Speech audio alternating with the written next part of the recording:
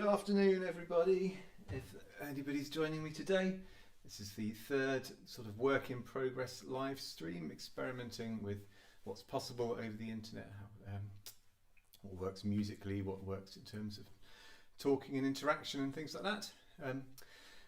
This week it's all about Chopin, who's a particular favourite composer of mine. I think that's true of all pianists, really. In fact, it's probably the composer that inspired me to take up the piano in the first place. When I was little, I had a Commodore 64 game, and the soundtrack was this waltz.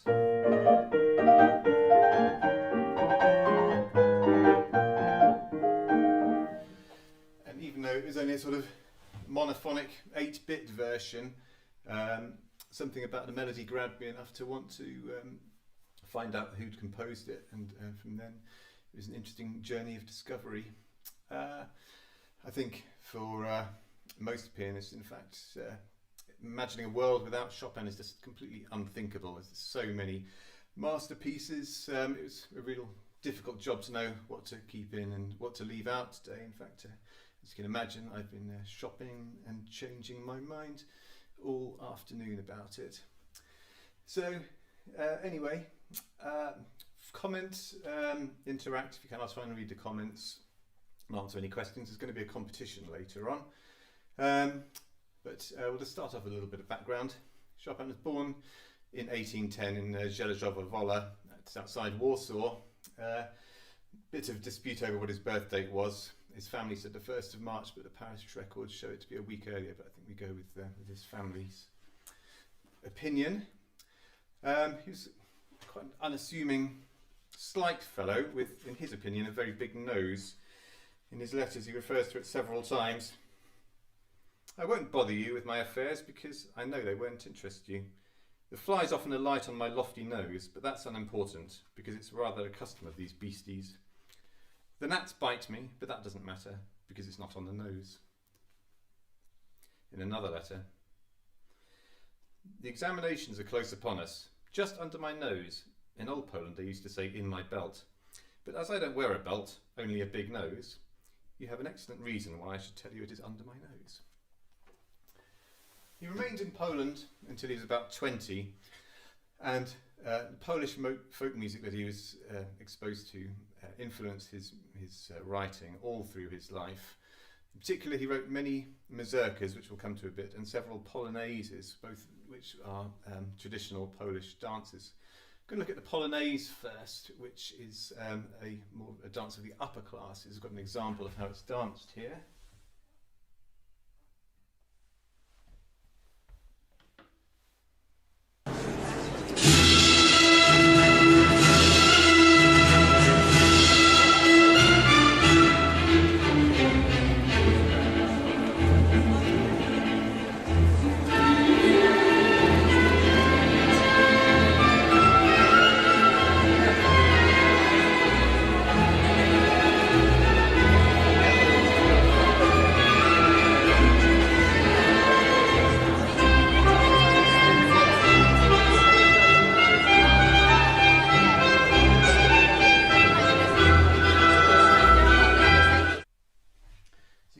Idea. It's to be danced in quite expensive garments, so the movements weren't particularly fast. We're going to play Chopin's A major polonaise, which is one of his most famous pieces. It's known as the military polonaise. As always, these titles were not given by the composer. People thought that it's got that sort of military pomp about it, and there's a sort of rumbling trills in the middle section, which are thought to remind people of artillery. Chopin Polonaise in A major.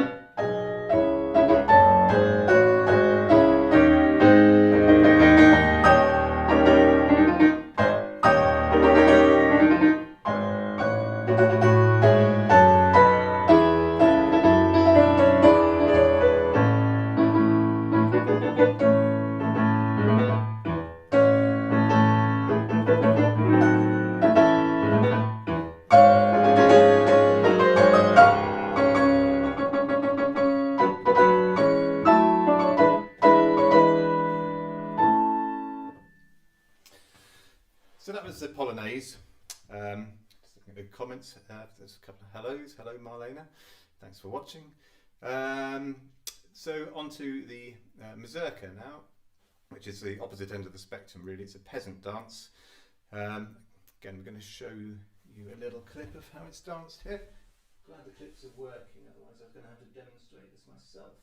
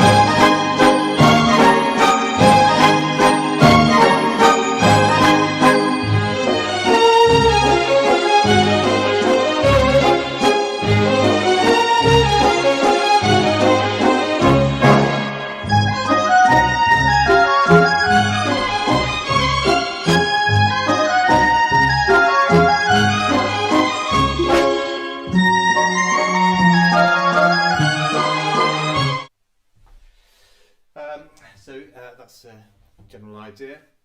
Some more comments there. Hello to Dave Webster, and thanks for your hand clapping emoji. It's a very early mazurka. Chopin wrote very early before he left Poland, but it wasn't published in his lifetime.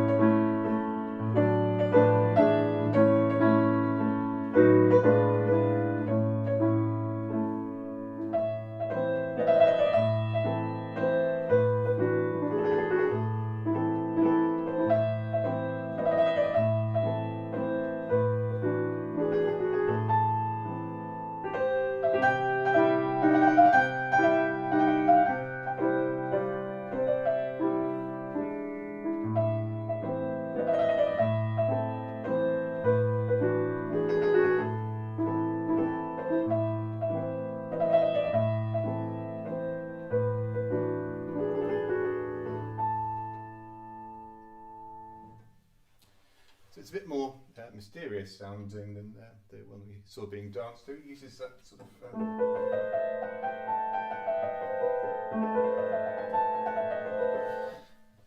Eastern European folk scale with the sharpened fourth. It also has a sort of drone fifths in the bass, which would be very common. You'd be using it some sort of drone instrument when playing them. So that's Chopin's time in Poland. Let's have a short break here to mention that there is going to be a competition today. The prize is I will like your comment if you get it correct. And the question is, what is the link between Chopin and Gary Barlow? What is the link between Chopin and Gary Barlow? All will be revealed later. So Chopin left Poland around the age of 20 to find fortune in Europe. It was a time of great troubles everywhere really. He originally intended to go to Italy, but there was too many violent uprisings going on, so he decided to head for Paris. He'd got as far as Austria when he heard news from Poland of the November uprising, which was a revolt against the ruling Russian Empire. Several of his friends were killed. It was very bloody and it was crushed. He wrote, "My sisters raving resist, and I here useless, and I here with empty hands. Sometimes I can only groan and suffer and pour out my despair at the piano." I think we're all quite thankful that he was pouring it into the piano rather than getting killed and depriving us of such wonderful music. There's a story going round that the Etude Opus 10 number 12 was such an outpouring of grief. It was written in response to this news. We know that not to be true now because it was sketches that predate 1830, but it's a nice story anyway, and it's fitting. It's why this piece is often referred to as a revolutionary etude.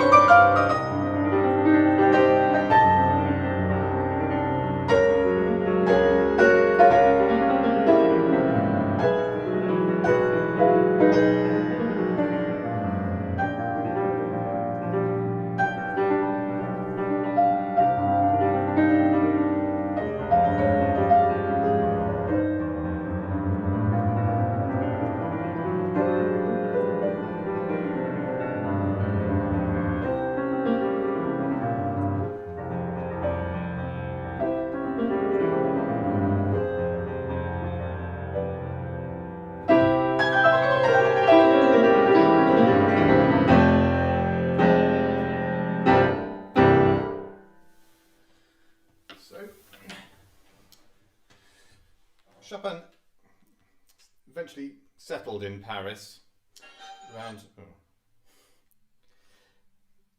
around the age of 20, where he was immediately accepted into society. Robert Schumann reviewed his Opus 2 variations by saying, "Hats off, ladies and gentlemen, a genius." He became good friends with several other luminaries of the time, Berlioz and in particular Franz Liszt. They had a very sort of on-off relationship, which we'll come to in a minute. But yes, Chopin sort of earned a living selling pieces to publishers and giving the occasional public concert, although these became fewer and fewer.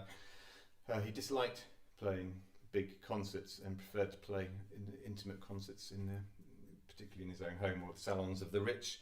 I wonder what he would have made of the lockdown situation, actually. Might have thrived. Right, so just checking a few comments as well. How to get the volume down on this? Did Gary Barlow? Some of these I'm not sure I can read. Yeah, I think there might be a correct answer already, but I'll leave it open.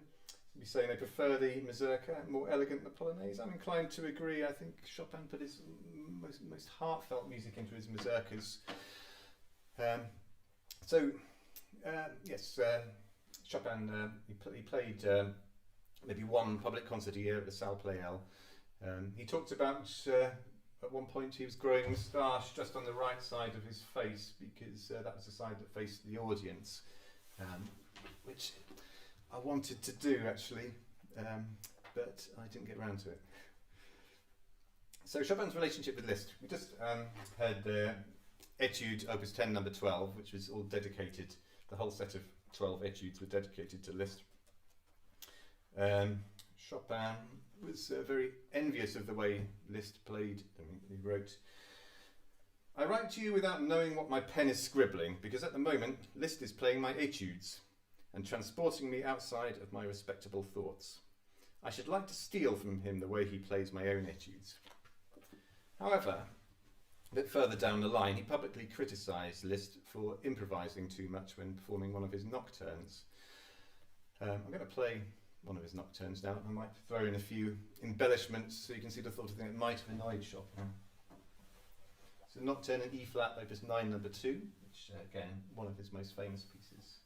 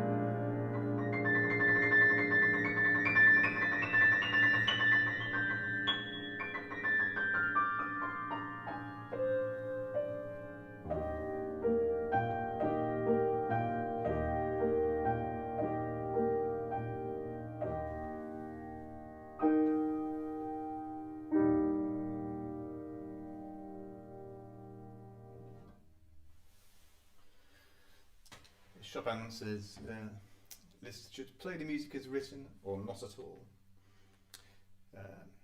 So, as well as public performances and publishing music, Chopin was very in demand as a teacher. In fact, he could charge more per hour than the arguably more famous Liszt. There's a lovely book here called Chopin, Pianist and Teacher as Seen by His Pupils, which is an account of his pupils describing what the sort of things he'd say to them in lessons. We're going to hear the second scherzo in a minute, so I thought I'd read an account of a lesson involving that. So, what's the piano you're playing, please? Says Tim Soper. It's a Phoenix, which is a relatively new piano brand, made very locally to here actually. So they import Steingraber bodies, and the place is run by a chap called Richard Dane. He used to work in Formula One, and he's sort of applying his Formula One knowledge to try and make innovations in pianos. So using a lot of carbon fibre parts and starting to do 3D printed actions now with less parts that can be affected by weather. So the idea is to make things more reliable as well as interesting sounds. So there was a station master with half a moustache on the British Rail North London Overrail years back. Perhaps he was a Chopin fan. Thanks Keith Lovegrove for that. Mark David says, every so often Chris Prosser and I go out to Quo Vadis in Soho where they have a piano. Could we take you as our secret weapon to play some Chas and Dave? To play something different when other people are playing Chas and Dave. Well, I'd rather play some Chas and Dave. Anyway, moving on to the scherzo, which is a masterpiece in my opinion. It sort of really shows him coming into his own style. It's got a lot of elements. It's almost in sonata form structurally, like an old classical sonata, but it brings to it all the elements of his colourful language and improvisatory, virtuosic style. So the pupil writes, right from the first bar there was a problem. The repeated triplet group. So innocent seeming, but it could never be played to Chopin's satisfaction. It must be a question, taught Chopin, and it was never played questioningly enough, never soft enough, never round enough. As he said, never sufficiently weighted. It must be a house of the dead, he once said. I saw Chopin dwell at length on this bar again at each of its reappearances. That's the key to the whole piece, he would say, yet the triplet group is generally snatched or swallowed. Chopin was just exacting over the simple quaver accompaniment of the cantilena, the second theme.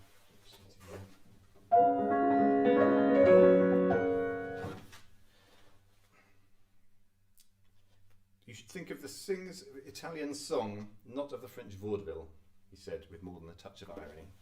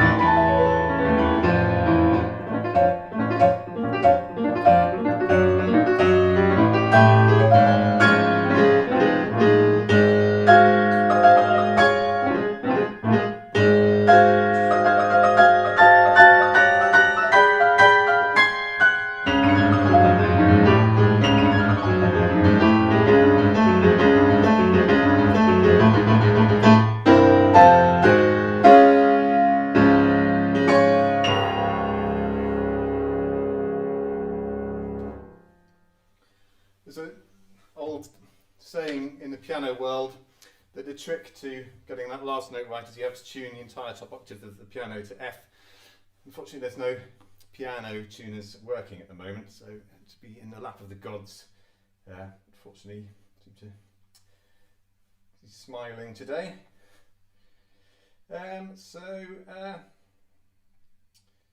Hello to people just joining in.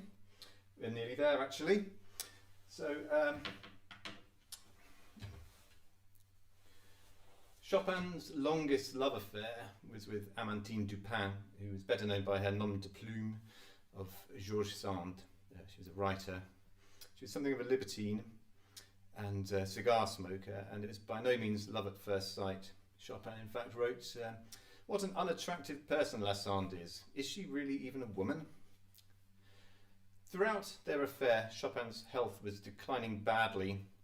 He had tuberculosis, possibly also cystic fibrosis, people think, from sort of analysing history, and maybe even epilepsy there's some evidence of. So he was not a well man, particularly from 1942 onwards.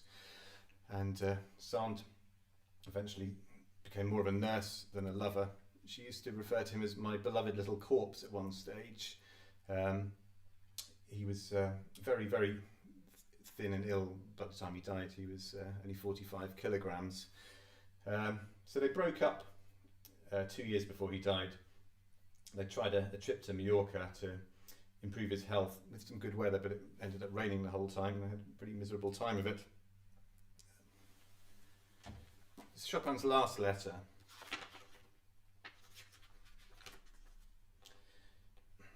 The last words which Chopin wrote, in pencil on a sheet of letter paper. "As this cough will choke me, I implore you to have my body opened so that I may not be buried alive."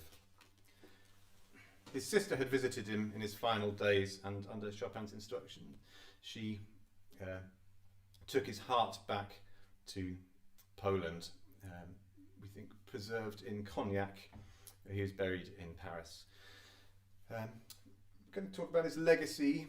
I played this Fantasia Impromptu a couple of recitals ago for similar reasons. I'm going to hear it again because it's just a wonderful piece.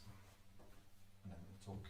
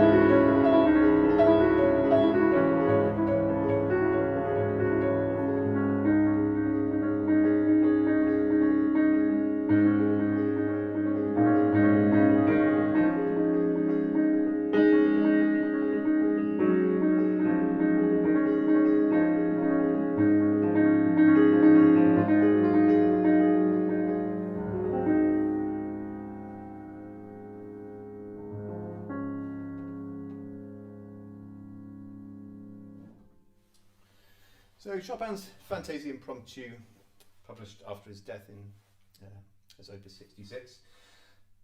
Some of you may recognise the middle section as something else, because Chopin's legacy was obviously huge in terms of the art music world and how many great composers he influenced, but also had a particular knack for influencing 20th century pop songs.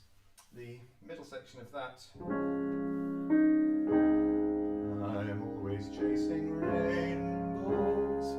I apologise for the singing, but I used the actual clips before and then I got in trouble with YouTube for copyright infringement, so you're going to have to bear with my voice while I explain this, because there's another one slightly after that, which so deep is the night, no moon tonight, no star to guide me by its shining light, which was covered by Ken Dodd, no less, which is another link to Gary Barlow, actually, if you want to guess that one as well.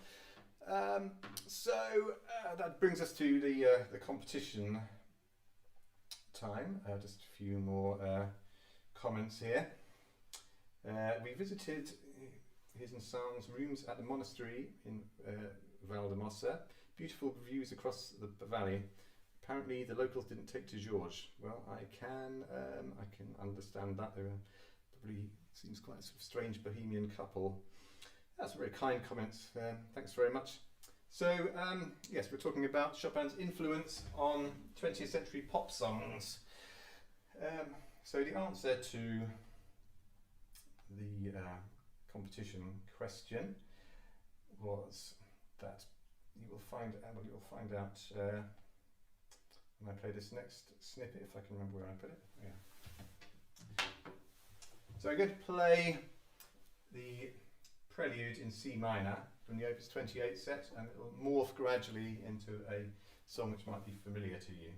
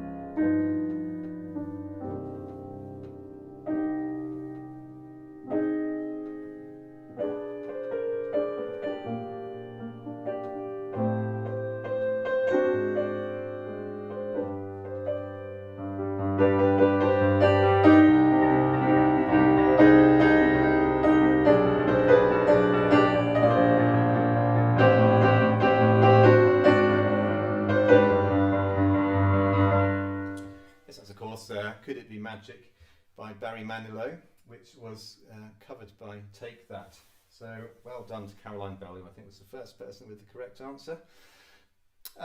So I'm going to start wrapping up now.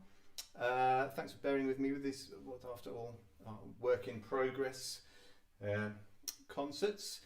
You'll notice the text along the bottom of the screen is to something called Ko-Fi. I'm basically very happy if people just want to watch for free, but if you want to help by buying me a coffee at that link, that's absolutely great as well. And thank you very much for people who've done that over the last couple of weeks. I'm extremely grateful. Thanks also to Robbie Moore, who's been really helpful teaching me how to sort of set up streaming, and Sarah Miles, who's been reading through the letters and selecting some. We're hoping to make this into a more expanded show when lockdown finishes. So I'm going to finish with another mashup of another Chopin prelude, in fact. So I'll start the prelude. If I can find the PDF reader. And then you see what it's going to become. It's my own creation this time. There's no suggestion that the band involved were deliberately taking an influence from Chopin, although I do have a bit of a track record of legal cases. So this is our exit music for today.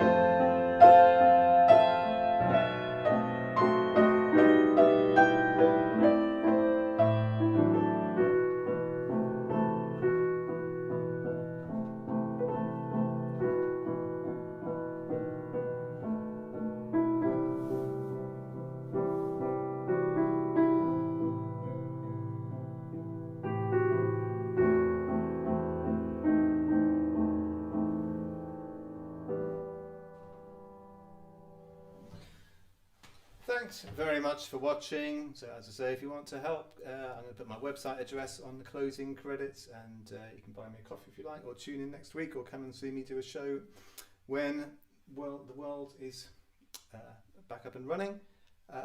But just in the meantime, stay safe, everyone, and I'll leave you with another Chopin mashup, this time the A-flat etude with supercalifragilisticexpialidocious.